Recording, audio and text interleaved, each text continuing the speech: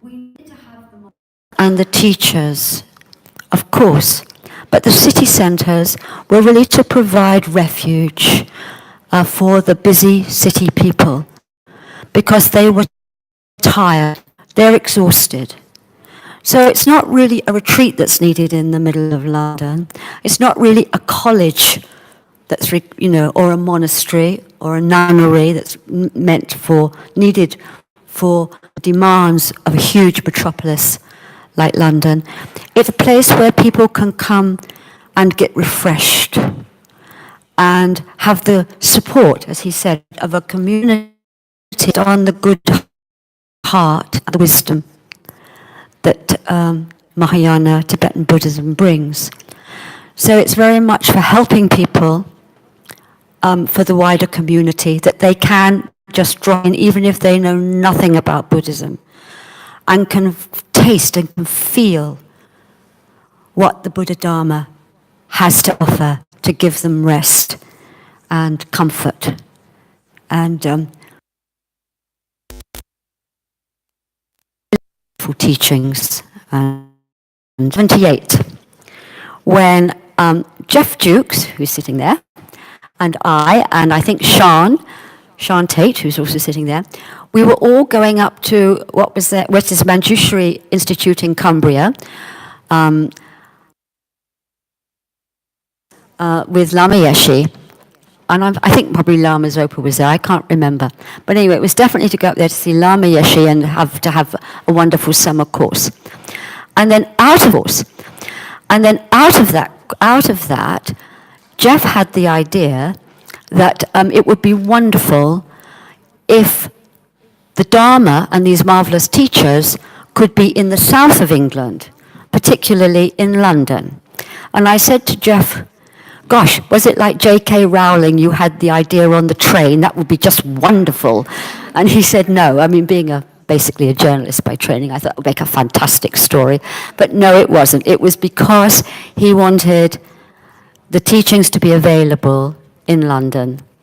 So Lama Yeshe gave his blessings and just said, off you go. So I've got to read from my notes here because I can't remember all the details. So it was part of an international family, really, that Lama was forming and to provide to provide the family situation in London. So there were already a small, keen band of newbie Dharma bums in London. There was Jeff, Sean, Robin, Hugh, who's not here, Malcolm Froh, who's not here, Steve Holly, Elaine Kennedy, and lots of others, and myself, we were all here. And we needed a regular meeting place for the teachings. So part of Manjushri in Cumbria, a visitor there was a wonderful woman, a remarkable woman called Bunty Wills, who was a Jungian, and not really a Buddhist, but she was very, very sympathetic. She had a studio, artist studio, in St. John's Wood, just round the corner from Lord's Cricket Ground. And she offered her ground floor studio. It was a big place of many artists working there.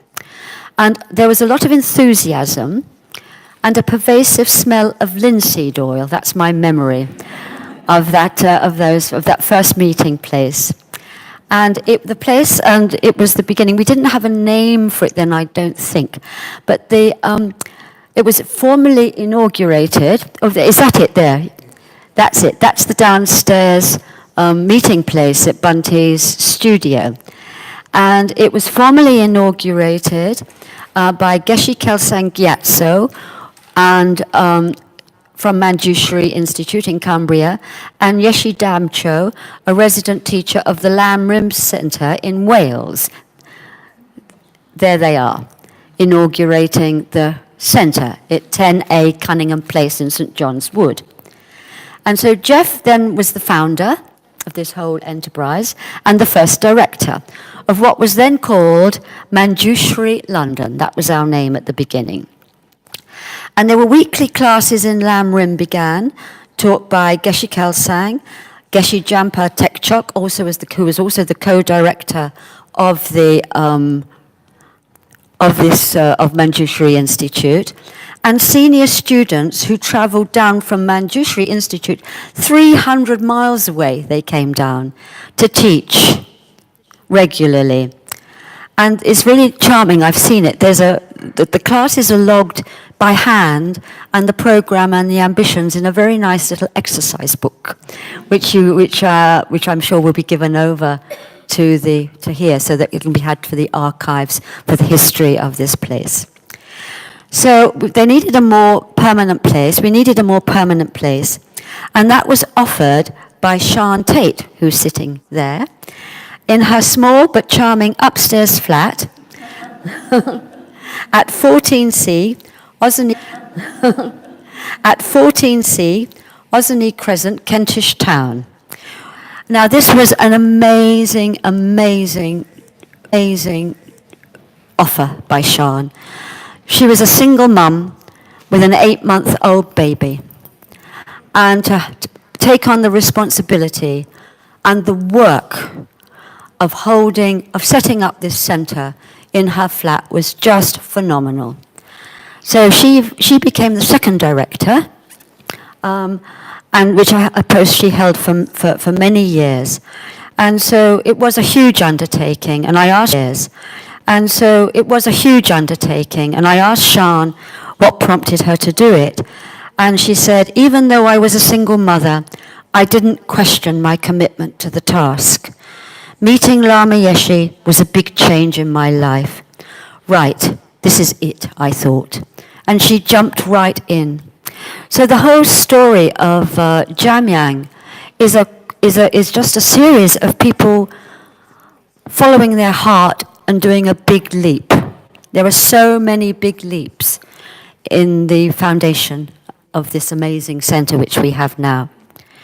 So there was no money, and there was no bureaucracy right at the very beginning. People were just kind of muddling along and doing the best they could. And as Sian said, it was a family atmosphere. If we wanted to set up a bookstall, everyone chipped in £100. If we needed plane fares for visiting lamas, Jeff Jukes generously underwrote us. There was a really good, warm-hearted group of people, and it was really relaxed. And Robin remembers with great delight the baby Jessie climbing onto his knee every time in the Gompa when there was a teaching there. So about 10 to 30 people attended weekly classes, taught again by students who actually in the future became very leading teachers. Sangi Kadro, you might know, Kathleen MacDonald, Tubton Pendy, Rob Priest, Dieter Kretzner, George Cherninoff, John Landau, Mike Murray, who was then a monk. They were all there, and they were all contributing. And it was very nice and very, very relaxed. And the late Brian Beresford, very, very talented man, gave regular Tibetan language classes. Andy, who joined the class, became a very leading member, and he then became Sian's husband, which was great. We had him permanently. And and an amazing group. This is really, really important to say, that at the very, very beginning, there was this amazing group of masters from Tibet who came and taught us. And I tell you who they were. They were people like Rato Rinpoche, Serkon Rinpoche, Atto Rinpoche, Song Rinpoche, and I'm sure there are many others. But what was amazing was that it was Lama Yeshe who personally went up to them and persuaded them. And most of them didn't want to come because they didn't have much time for teaching Westerners. And Lama Yeshe had been their student, so he really, really put his neck out and said, no, they're very good, they're really interesting, and they're quite intelligent too.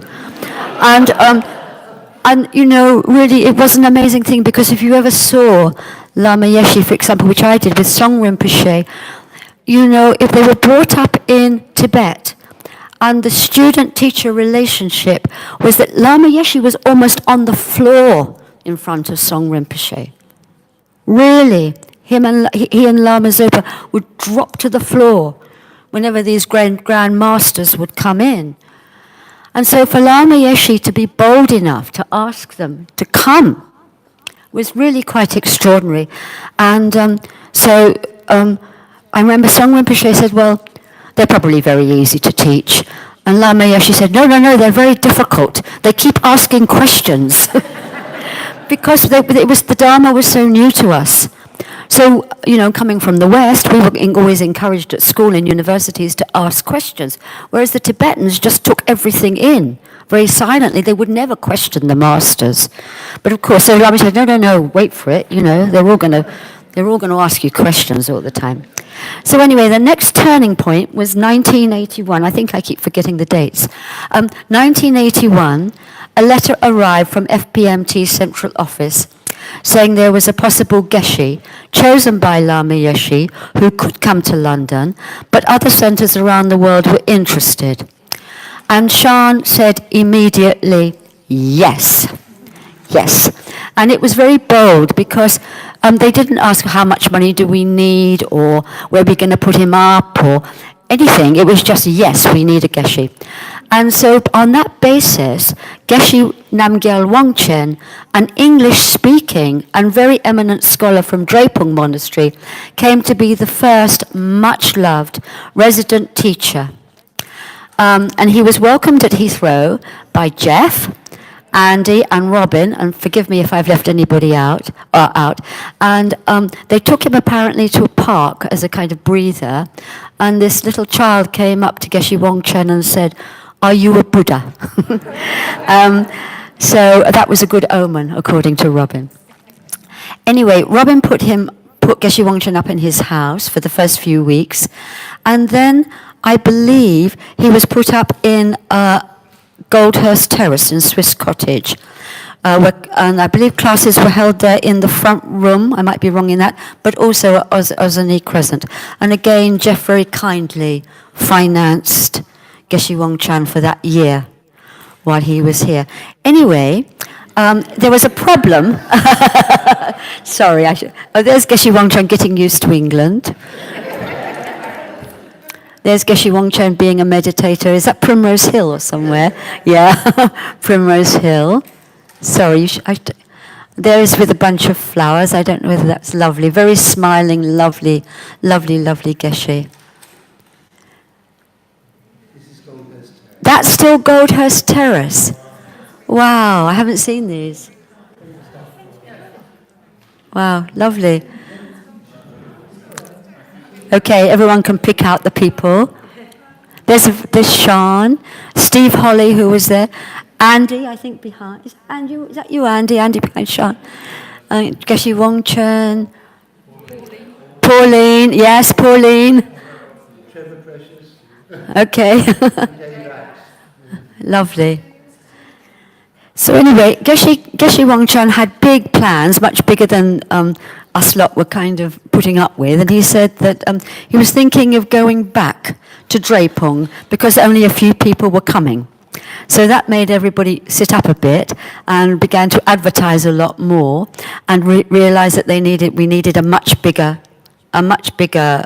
public talks to begin to look for a centre.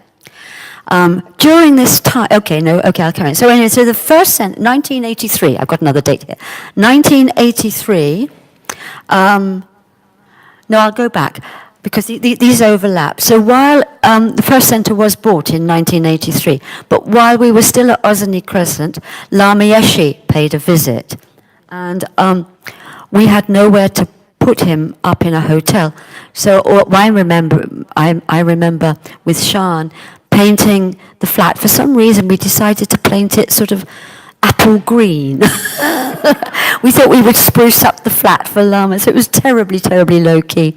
And he was very happy there. And he gave his first public talk in St. John Smith Square. I think that was when he gave his first public talk. So in 1983, the first centre, after the first proper centre, was bought at 10 Finsbury Park in London North 4. It was a semi-detached house with a garden, a home for Geshe Wangchen, an attendant, visiting lamas, and an established base for the teachings. It was a big leap,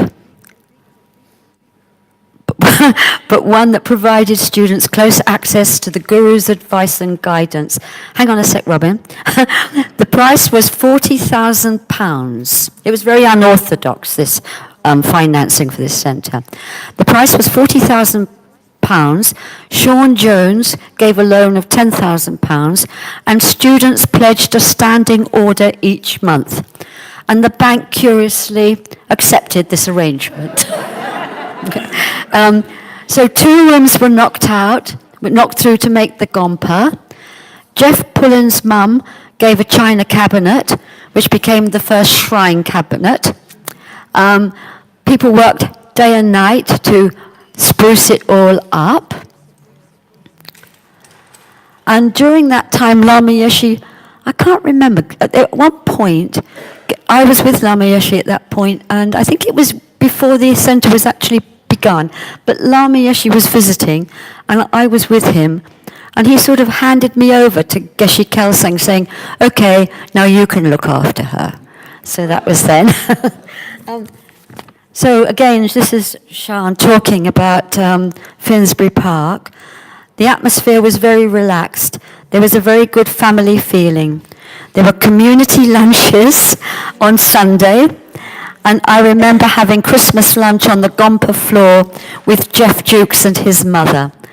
So that's lovely. Oh, here we are. So Lama Zopa was visiting and gave talks there. We had wonderful teachings. The Gompa often got so crowded that people would be sitting up the stairs and spilling out onto the patio. Lama Zopa taught once sitting on a throne in the garden. Oh, there's Shyam with the baby. Hang on. Oops. Lama Zopa taught once sitting on a throne in the garden under a tree with apple blossom. There we are. There's a couple more of the same. Oh, no, do, Robin. Yeah, go back, sorry, to see the pictures. How lovely.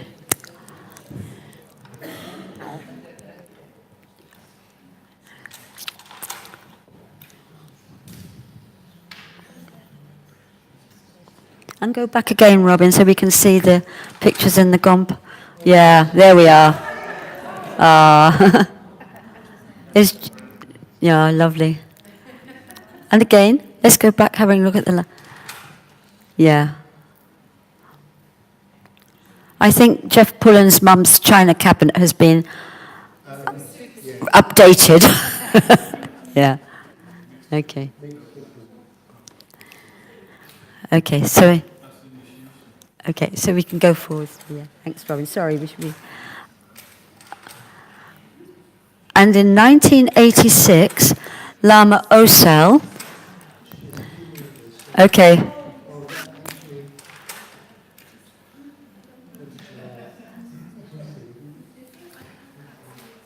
Is that Jessie?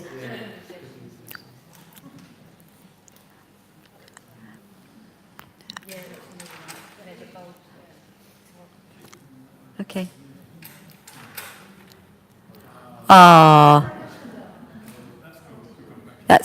That's Geshe Wang Chen, Geshe Dam Cho, and who are the others? Yeah. Okay. Yeah, wonderful. The highest one there is the guru of the one of the 3 presiding. Oh, right. He was around 18 when he came. Right. He was called Kensapama Gyaltsen Rinpoche. He's Yeah. a very famous Lama who'd been abbot at Drepung right through from the 30s, I think. And His Holiness often praises him as being one of the very few of that time who resisted the call to follow this sect of Shubden. Okay. Okay. Thank you.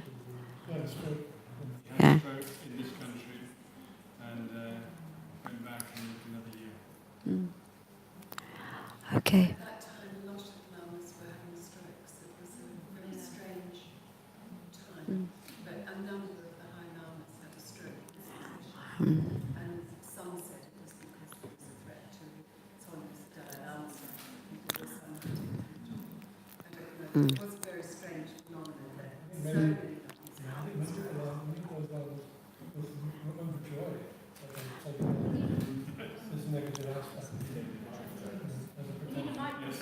She just lay down and went into clear light and removed the obstacle from a terrorist attack in Munich, I think, where His Holiness arrived a day later. Things like that happen.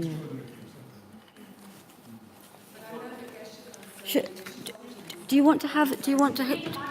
Yeah, the people can't hear. when he went into the room after the girls had the stroke. Wait a minute, Sean. Sorry,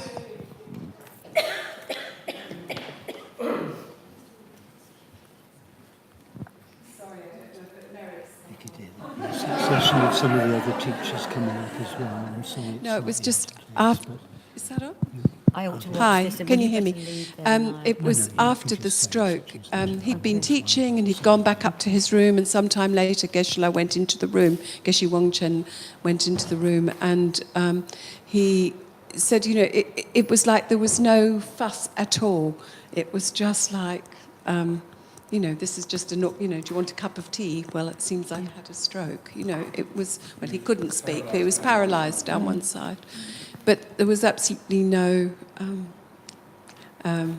it wasn't a big event. Of course, it was a big event because some of the people here helped look after him and helped get doctors and etc. But, it was just his attitude and benignness about that happening to him.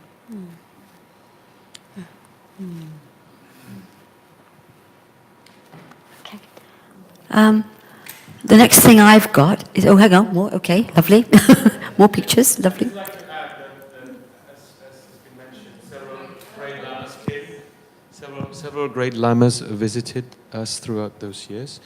For these three geshes, Geshe Damcho was in Lamrim, Geshe Wangchen, who was in London, and Geshe Kunchog, who was at the Priory. For them three, this was, I think, their root guru, or one of their main gurus, right? Throughout their education in Drepung, because Khensa Pema Gyaltsen was the abbot of Drepung. Yeah.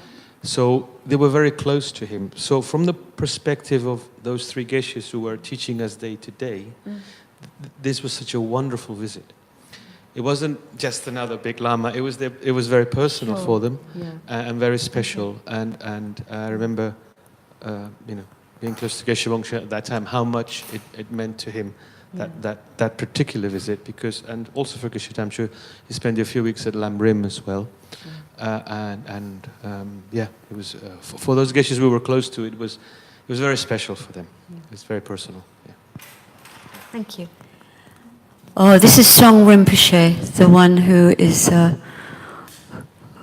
who I saw Lama and Lama Zopa. So he gave Chittamani Tara initiation and Generation Completion Stage teachings at Finsbury Park, and Geshe Wangchen translated for him. Yeah. And although he wasn't a guru of Geshe Wangchen originally, Geshe-la had such veneration for him. It Absolutely. was like, I mean, he acted with incredible humility. Sure, sure.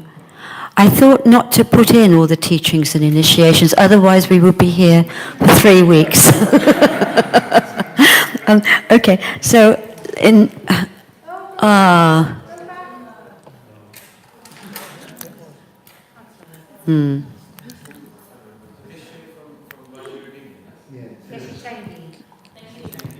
Okay.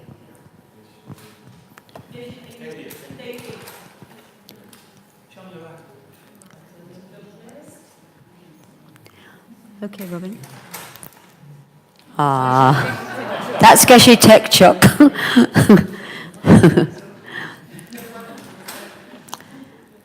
Geshe Kelsang. Kirti Senchab Rinpoche. Oh no, Kirti Senchab, sorry, beg your pardon. Kirti Senchab Rinpoche.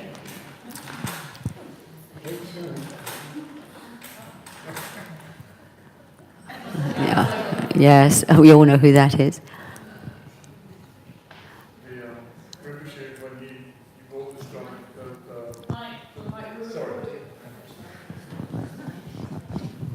when Rinpoche came with this drum, the leather of the drum was kangaroo skin apparently, and this is a chur drum. So Rinpoche, being Rinpoche, was up most of the night and he was playing with it, and the next door neighbours were thumping on the wall, saying, "Stop that!"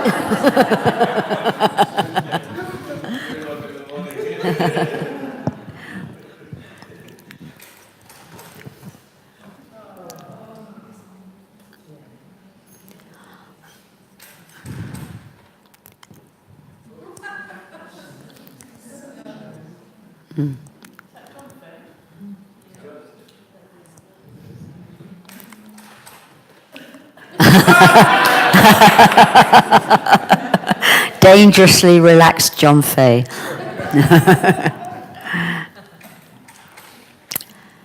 Okay, so can we just go through these and I'll get on to...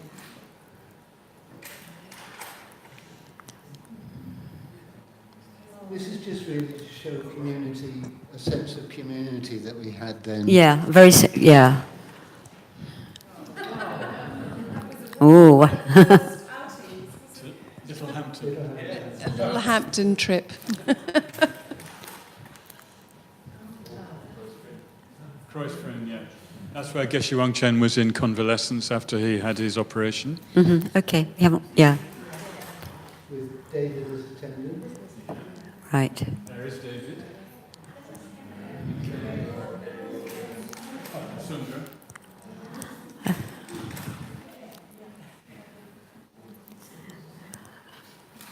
Sorry. This was just to really illustrate, this is where Peter Griffin got his inspiration to do the wonderful statue here. Okay. This was a wonderful Geshe who came from India that was a expert in blessing and dealing with statues.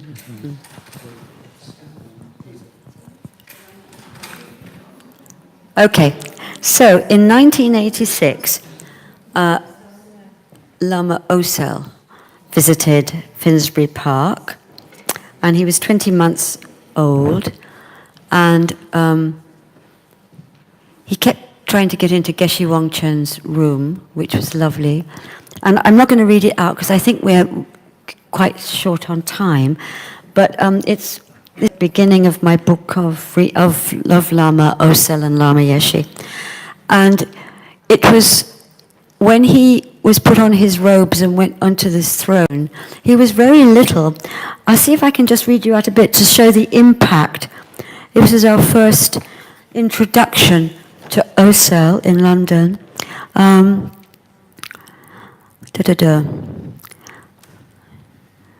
As the chants and prayers began, the doors opened and Paco, Osel's father, entered carrying Osel in his arms and placed him in the elevated seat reserved for teachers. None of us could quite believe our eyes. There before us was the littlest Lama we'd ever seen. His green dungarees from yesterday had been exchanged for traditional Tibetan monk's clothing, a yellow undershirt and maroon robes. But in his hands he held his bottle and a toy ball. At his feet was his former friend Geshe Wangchen and his parents. Osel took us all in, then burst out laughing. It was glorious to hear. Although he looked completely different physically, that peal of loud, spontaneous laughter could have come from Lama Yeshe himself. How often had he greeted us in that way? It certainly broke the tension. So that was the Could I please add a rather amazing thing as well? I think some of us might have observed this. He actually did a mudra with his hands. I've got a photograph of it when he climbed onto the... Did he? Yes. Yeah, no, he was quite extraordinary when he was, before he could really speak, showing all these signs. So, by 1988, we'd hit some turbulent times, like in all families. We have glorious times, surprising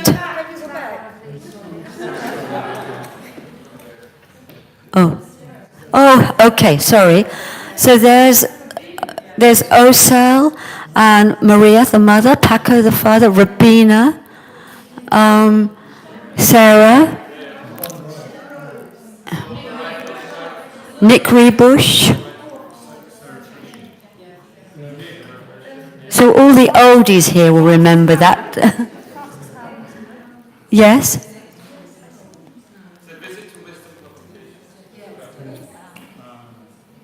Okay. Is there another one of these of this time? No, okay.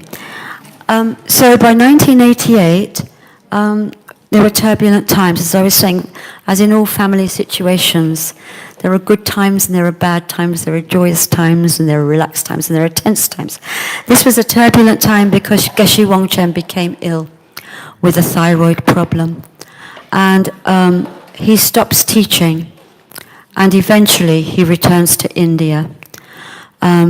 And Shan resigns as director because she's had her third child by now, and she's done such a good job. And for a very, very short while, then Tubdam Namgyal became a director. And then in 1989, Sean Jones becomes director, the last unpaid director, I might add. And the name changes from Manjushri London to Jamyang, because there was that big split. When Manjushri Institute broke away from FPMT, which we're not going to go into here, but it was traumatic for most of us in the FPMT. And Sean Jones quite rightly thought it was good to put some clear water between this place, well, between London, the London organisation, which remained with FPMT and Manjushri Institute. So John Fay stepped in at that point to give some teachings, and as Robin said, to facilitating doing all manner of running repairs.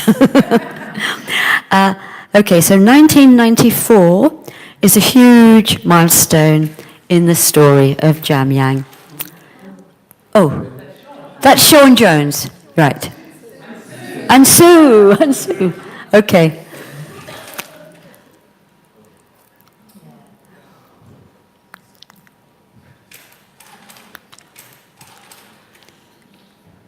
Is John Fay? Still at Finsbury Park, okay. Sorry, what's that? This is the last shot from Finsbury. This is the last shot from Finsbury Park. And Geshe Tashi is there. Okay, wait, hang on, that's not that. You're getting ahead of my story. Oh no, yes, getting ahead of my story. Okay. Beautiful. Okay.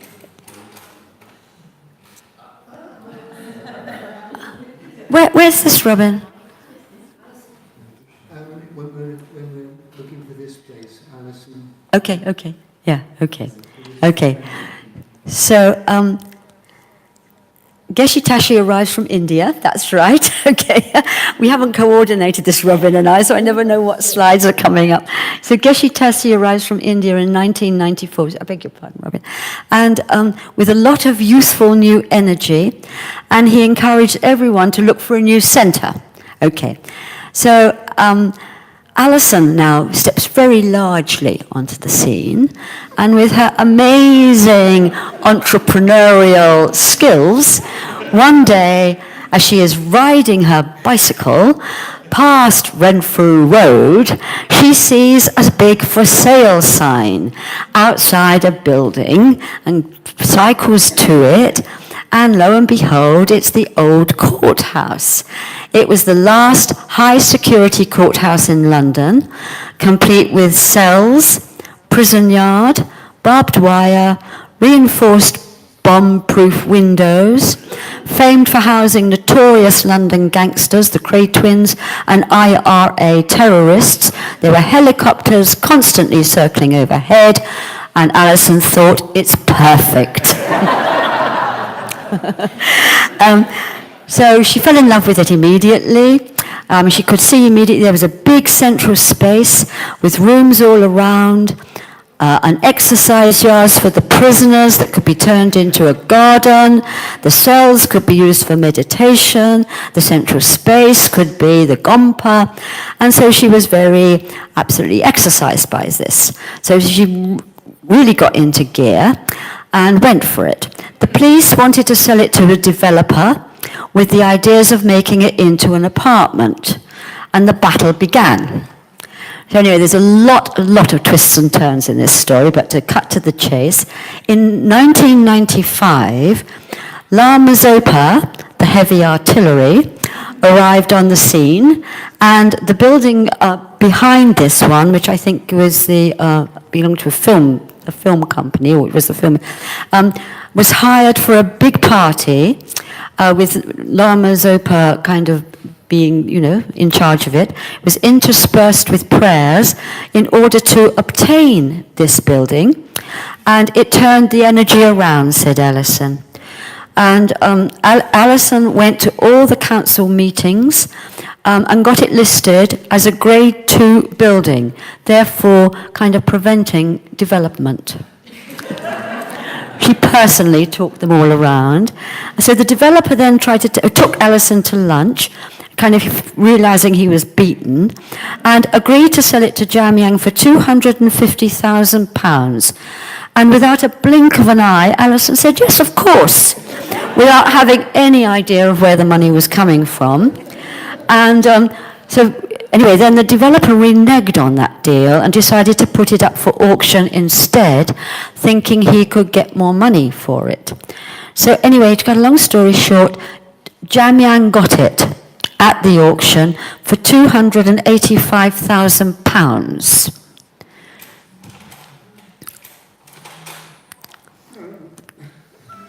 Oh, hang on. Oh, I've got to stop there because there's we're turning over to digital. From old-fashioned to digital. There are so many twists and so many more wonderful stages in this getting of this building, which Alison told me at length, which it's too much. Yes.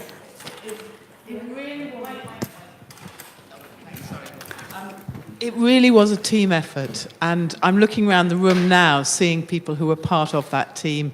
Sue and David was around at the time, and Lynn was here, and Jeff, and William at the back, and Gordon and Kay and Andrew and Sean, and really, it was Roy, Carolyn. I can't say everybody at the same time, but it was really a group of us. I would say there was about 30 people at that point who just said and Lama Zopa Rinpoche did a mo, and he said, if you don't get this building, it'll be a long time before you find another one.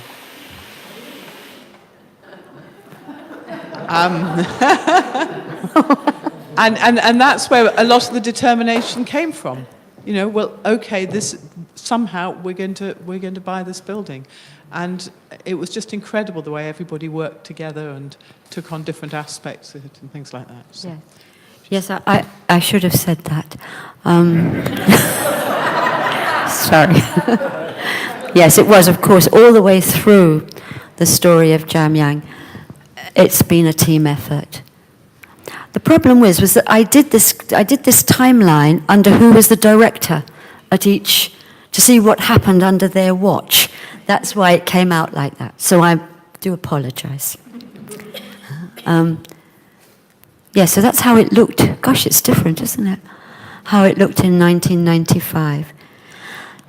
So there was an amazing benefactor who helped bring this about, the old courthouse, who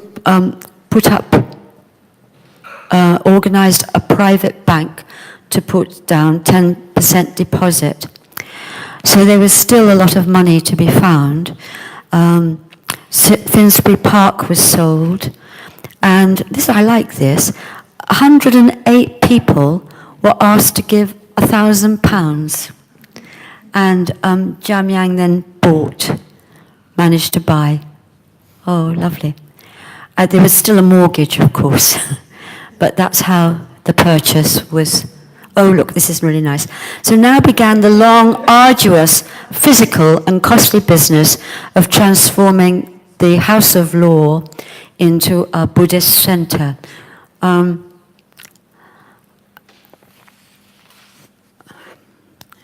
are we?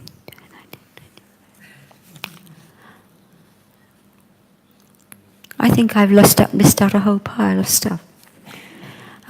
Anyway, there was a lot of... interesting. So they had to strip the stuff. Yes, a lot of hard work being done. Geshe Tashi put on his hard hat, and rooms were knocked down. The cells were cleared of graffiti and porn magazines and other things prisoners had left there. And it was a lot of what do you call it? Kind of cleansing of the aura was had all around.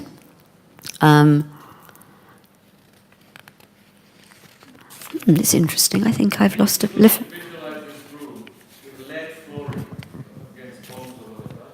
The prisoners were there. The person being tried, there was a bulletproof glass box there where you're standing. The judge was where the Buddha is. Yes. Right? And so on, right? So Yes. that's what it was like when it's already quite transformed on this picture. Because all those elements are gone. But it was an amazing room, this, when you first came in.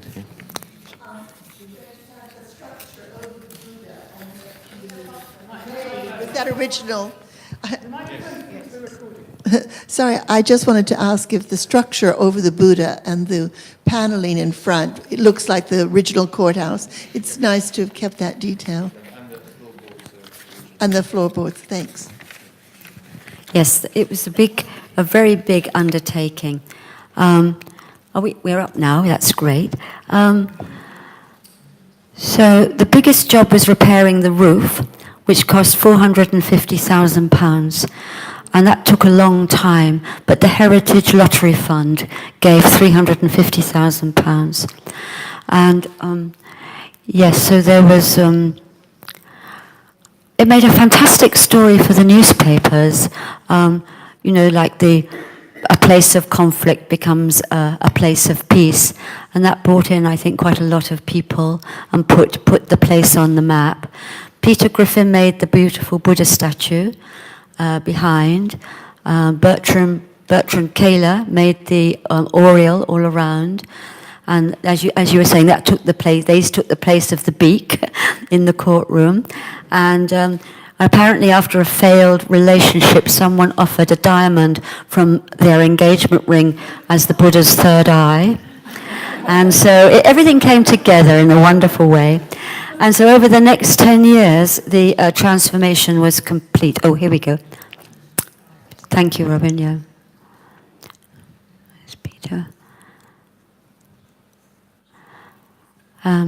Geshe Tashi, the drab exercise yard was turned from a car park, covered over with tarmac, into a cobbled and flowered garden. Here's the work.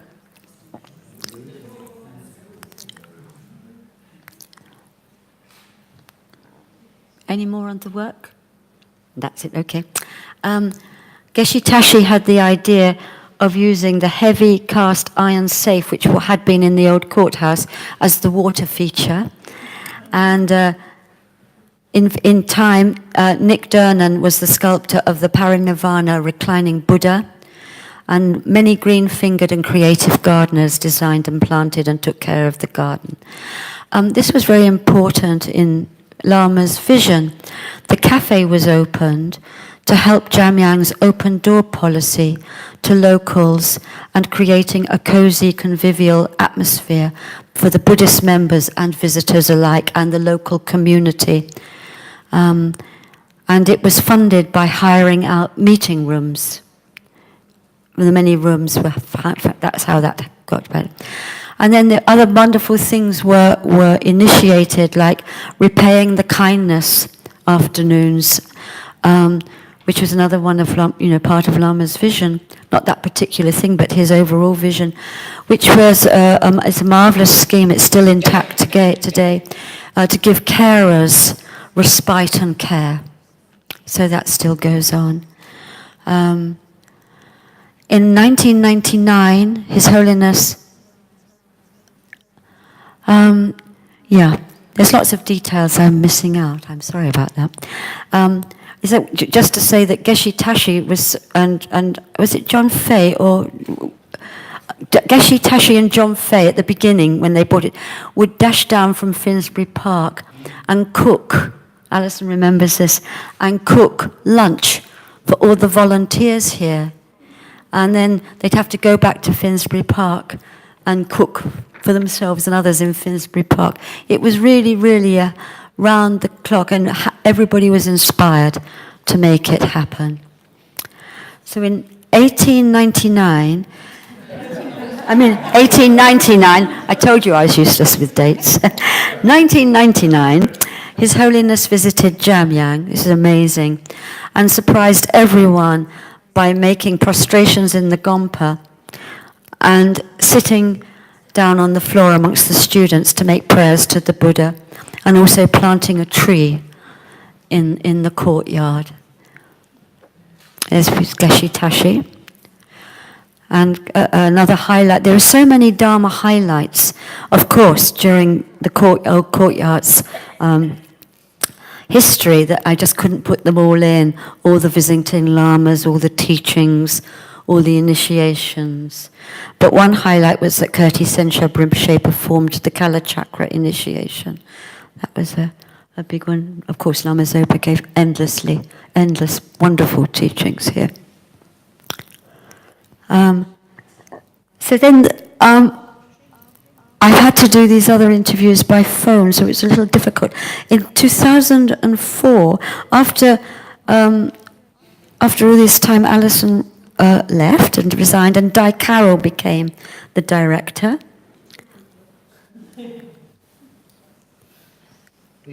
Apologies, this is Nick Dernan's Sorry? Nirvana Buddha. Oh, right. And Lama Zopa actually painted the eyes too. Oh, gosh, that's terribly important. I didn't know that. Yes. So can you say that again for everybody? Robin, say it in the microphone. I think it was in 2000, just shortly after His Holiness came, Lama Zopa came for the second time, actually, to Jamyang. And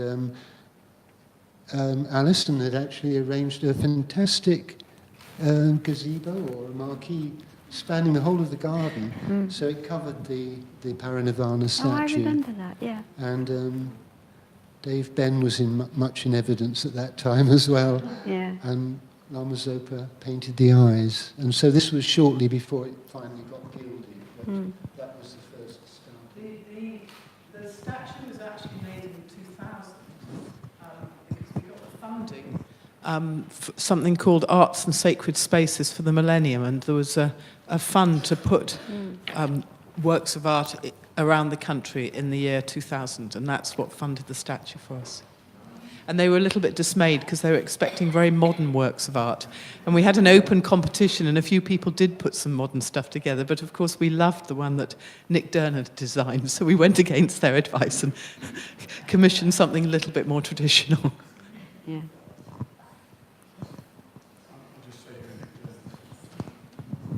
Nick Dernan is the chair of the steering group of Saraswati Buddhist Group in Somerset. I thought it nice to show this because, you know, often we're so grateful to receive donations and support for here. This is an occasion when, as a part of a community, we supported the London Wildlife Centre. Beautiful. And they brought a little fox that was very, very friendly. And then subsequently a group of us went to the centre to see them. And that's a check that we offered. Thank you. Lovely.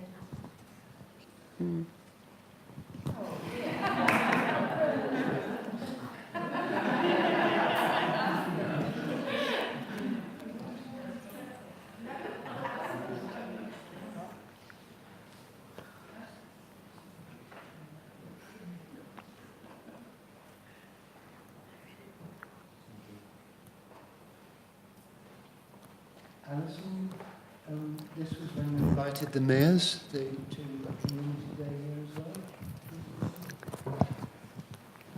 Yes?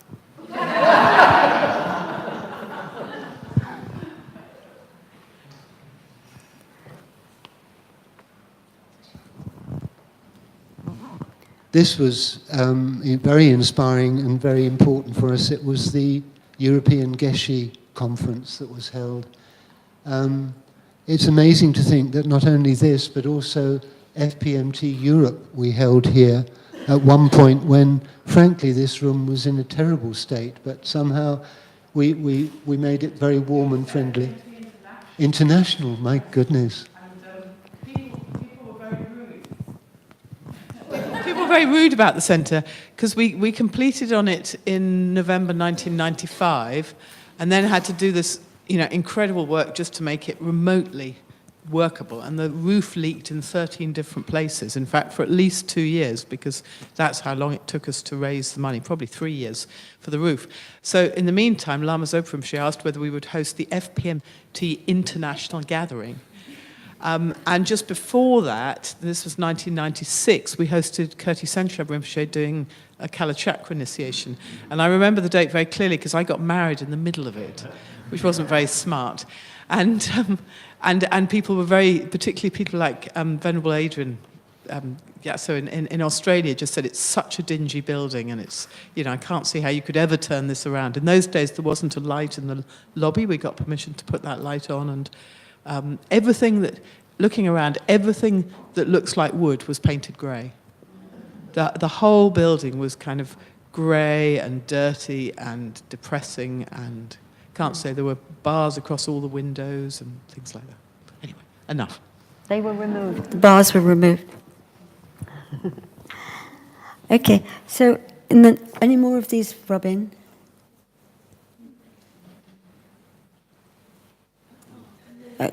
Shall I continue? Oh, more pictures, okay.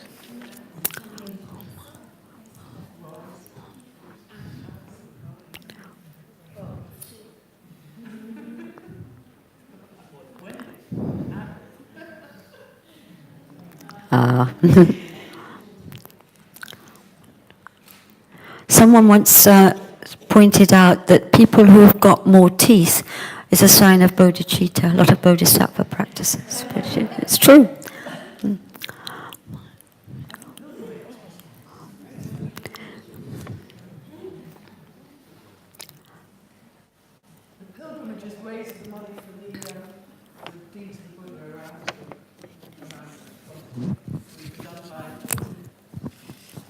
The pilgrimages, there were 2 pilgrimages led by Geshe-la, 3 pilgrimages, sorry. But the first 2, I think, are the ones that raised the money for the deeds of the Buddha around here. Oh, it was just the first. No, well, my recollection is just the first, and everyone on the pilgrimage was given a small replica of one of I think the Buddha's teachings. That the first pilgrimage raised the money for the plaque, and everyone who went on the pilgrimage was given a small replica of, I think it was the Buddha's teachings in Sarnath. Yeah. So from here on, it's just all the Oh yes, here we are. We're on track now. So in 2004, Di Carroll becomes the director. And during her watch, this is what happened, the magnificent stone carvings, the 12 deeds of the Buddha, again by Peter Griffin, were introduced into the Gompa. And then the lighting was completely redesigned to highlight them. The lobby was opened. Dave Ben knocked down the bricked-in small office, replacing it with open glass and wood, which became the new bookshop built by Miguel. The library was moved to the bigger room it now occupies. Bright red sofas and a new carpet was brought in. Jim Clark made the curved wooden reception desk. And this is on the Dharma front, I think we should mention this, cassette recordings of the many precious teachings were digitized by Martin Boudin and made available online. Geshe Tashi introduced Lam Rim Chenro, the Lam Rim Chenmo course, which turned into the new, very popular online distance learning course for graduates of Foundation of Buddhist Thought. And the Dying Well classes began. and which continue to familiarize people with the process of death and dying. In 2008, Sally Barrow becomes director. Oh, hello. We've gone. Oh, look. Where are we now, Robin? What's this? Repaying the kindness. Oh, this is repaying the kindness. Okay. Okay, this is repaying the kindness fund. Obviously, Miguel. Okay. And Geshe Tashi, of course. And this is, what's this, Robin? General's, Robin's fancy. It's the beautiful Gompa. Okay, next one, Robin. Oh, hang on, wait, okay, no, hang on. Okay, so Sally becomes director in 2008. We got underfloor heating in the Gompa then, and the cafe was reopened to the public and Jamyang's needs. And Geshe Tashi moved into his own flat, purchased with the help of students, leading to a reshuffling of rooms. So all the staff and offices were relocated to the ground floor, and all those people renting rooms like FDCW and the Relic Tour and Repaying the Kindness and students and renting rooms were relocated to the first floor, giving a cleaner division of Jamyang spaces. And again, there was a brief visit by OSEL in 2008. In 2012, Roy Sutherland becomes director. Sorry? Southwood, oh, I don't know why I've got that wrong name, becomes director. The front of the old courthouse is completely restored and renovated. It was the largest building project since the re-roofing of the building.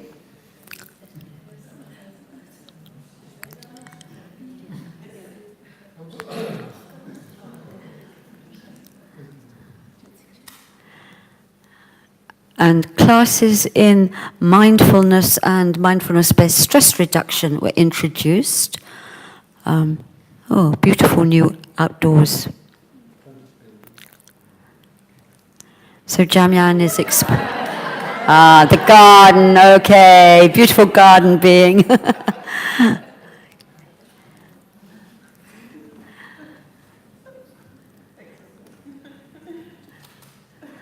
And the Death Cafe, very, very wonderful contribution, was opened here by John Underwood. So that brings us more or less up to date. I mean, in 2017, Marcus Troyer, who initiated this timeline idea for celebrating Jamyang's 40th birthday, he was director. I think it was a very good idea that the history of Jamyang is registered somehow.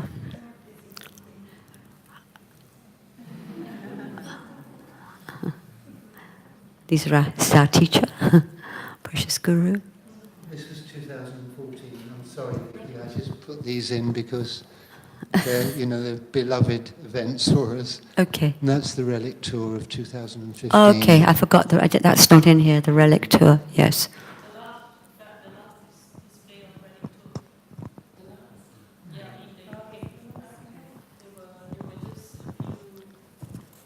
This relic tour, Maitreya relic tour, and this was the last display in the UK.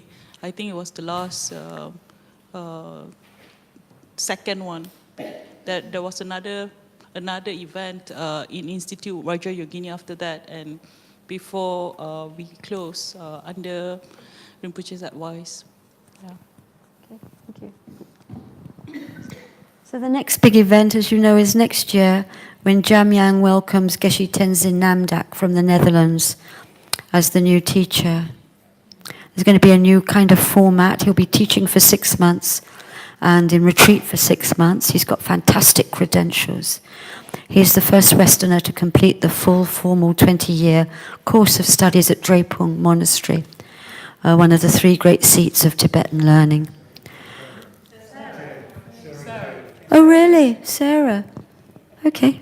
I got that from somewhere else. And the first to sit for the final Geshe exam there. So, as I say, please excuse all the many, many mistakes that I know I've made, but I just wanted to give you an idea of the general history of how it first started and how we've got to here. So thank you very much for being such, and thank you for Robin. Yeah, thank you for Robin. Thank you, Robin.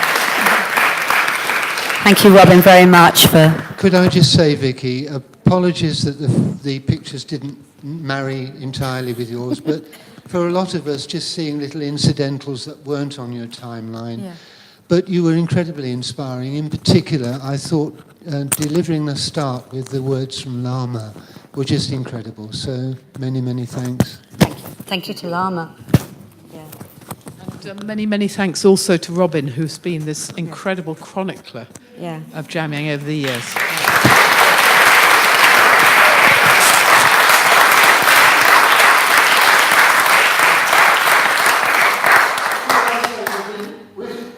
With the emphasis on chronic as well. If we're going to look at how we can make these words and pictures more widely available. So that's the next step in this project. I'm hoping that Vicki will stay involved and alongside for that, because you gathered a lot more information than you had time to tell us today, I think. So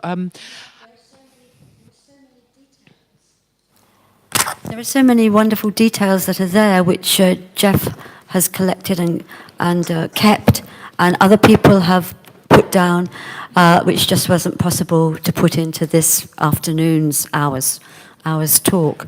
But there's so much more wonderful, wonderful archival material. Yeah. And it feels to me like it's actually a Dharma practice to be aware of all the work that everybody's done in the past. I mean, Einstein said, you know, we live on the shoulders of others. And I really feel that we're here 40 years on because so many people have made so many efforts and been so generous with their time and their money and their resources over many years. And, you know, it's very important to be conscious of that. Anyway, Fabiana has created a lovely photo exhibition with some more photos out in the corridor there, where we've also got some messages that have come in from people. So do have a look at that. We've also got some photo albums. I don't know whether they've made it out yet, but they'll come out during the afternoon if they're not out already. Just while we have a break now, although we'd like to take the photograph before we do that, but just to say during the break, as well as eating cake, we're going to cut the cake in the cafe, we have the exhibition about the cafe book in the Tara room and opportunity to buy the book if you haven't seen that yet. Then in the library, there are two things going on. Meridian Trust have put out a whole load of DVDs, which they're generously making available to people just for a donation. The money will go to Meridian and to Jamyang, so do have a look and see if there's any DVDs you'd like. And we've also got an exhibition about the Jamyang Review, which Ros Bortflower, who's somewhere in the room, has done for us on the floor, humbly on the floor in the middle there. As people who came to the special community on the 22nd of September know, this is the most enormous undertaking, and it's happening in stages, and we're hoping that more people today will have a look at the material and the comments that she's gathered and add your own comments, because out of that we're creating a next step plan, which we hope the new director will be able to implement for us. And so there's all sorts of things happening around the building, so please do enjoy that. But before we all split from the Gompa, we thought it would be really nice to have a photograph. So if people are willing to come up, and we have several people with cameras.